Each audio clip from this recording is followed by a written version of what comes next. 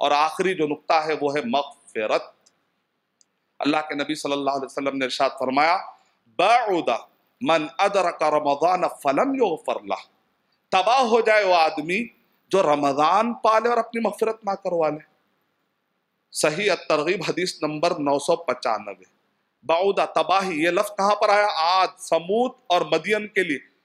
عاد، سمود اور مدین کو الگ الگ قسم کے آندھیوں سے، کبھی زلزلوں سے، اور ایک آگ آئی بادل سے اور آ کر پوری قوم کو جلا کر چلے گئی۔ اس قسم کے جو عذاب ہیں اس کو کہتے ہیں تباہی والی قومیں۔ اللہ کے نبی صلی اللہ علیہ وسلم نے یہاں پر جو ورڈ استعمال کیا، یہ ورڈ قرآن مجید میں قوم عاد، قوم ثمود اور شعیب علیہ السلام کی قوم کے لیے قرآن مجید میں یہ ورڈ ان کی قوم کے لیے آیا، تباہ ہونے والی قوموں کے لیے آیا۔ یعنی مطلب یہ نکلا کہ رمضان مبارک آتا ہے اور رمضان مبارک چلا جاتا ہے، پھر بھی ایک آدمی اپنے مغفرت کے لیے محنت نہیں کرتا۔ اب مغفرت کے لیے محنت کرنے کے لیے میں آپ کو ٹپ دیتا ہوں، سید الاستغفار یاد کر لیجیے آپ۔ یہ بتا کر میں اپنی بات ختم کر دیتا ہوں۔ سید الاستغفار، استغفار کا سردار، اور آپ کو ٹائم بھی بتا دیتا ہوں میں انشاءاللہ۔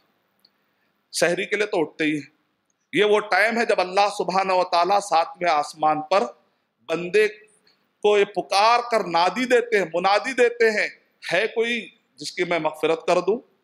تو کیسے بھی سحری کے لیے اٹھتے ہیں تو اس وقت پر بہت زیادہ کھانے پینے پر توجہ دیتے ہیں۔ اللہ نے جو نعمتیں دی الحمدللہ اس کا استفادہ کریے، لیکن یہ وہ ٹائم ہے، پریشس ٹائم ہے جہاں پر آپ اپنی مغفرت کروا لے سکتے۔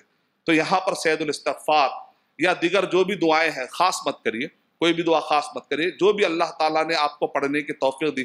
سید الاستغفار اس لیے کہ اللہ کے نبی صلی اللہ علیہ وسلم نے ارشاد فرمایا کہ اگر کوئی اس کو پڑھتا ہے، صبح اور شام میں خاص طور سے اس کا ذکر آیا ہے، اگر کوئی اس کو پڑھتا ہے صبح اور شام، اگر اس کا انتقال ہو گیا، اگر اس نے صبح پڑھا اور اس کا انتقال ہو گیا وہ جنت میں جائے گا، اگر اس نے شام میں پڑھا اور اس کا انتقال ہو گیا تو جنت میں جائے گا۔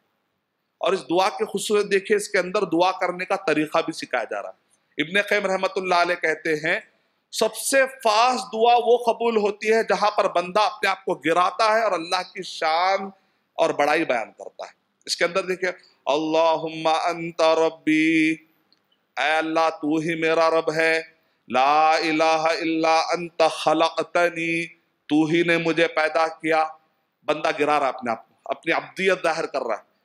اللہم انت ربی لا الہ الا انت خلقتنی وانا عبدک، میں تیرا بندہ ہوں، وانا علی عہدک ووعدک، میں تیرے وعدے پر عہد پر قائم ہوں، مستطاعت، میری جتنی استطاعت ہے اللہ میں اتنا کر رہا ہوں۔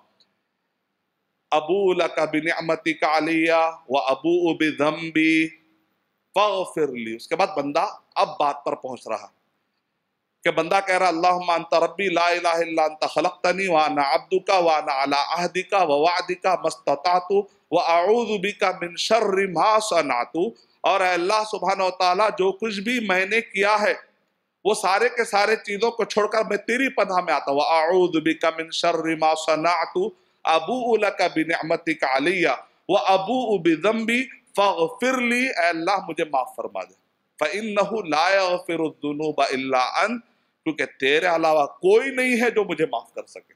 یعنی اللہ سبحانہ و تعالیٰ کی شان اور کبریائی اور بڑائی بیان کرتا ہے اور اپنے آپ کو گھرا دیتا ہے۔